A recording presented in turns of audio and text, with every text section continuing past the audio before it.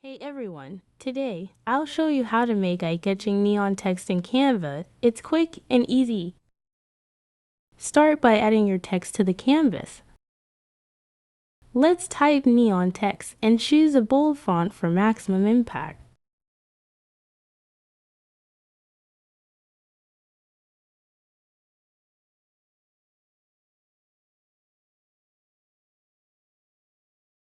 Head to the Effects tab and select the neon effect.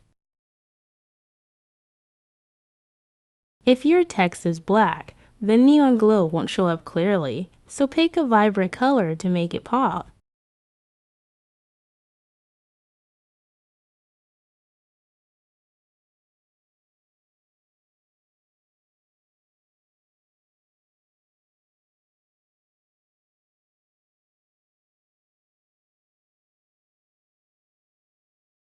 For an even bolder look, place your neon text on a dark background. Switch your canvas background to black or a deep color. This makes the neon effect shine brighter and gives it that classic glowing vibe. And that's it. If this helped, give the video a thumbs up and subscribe for more design tricks. Happy creating!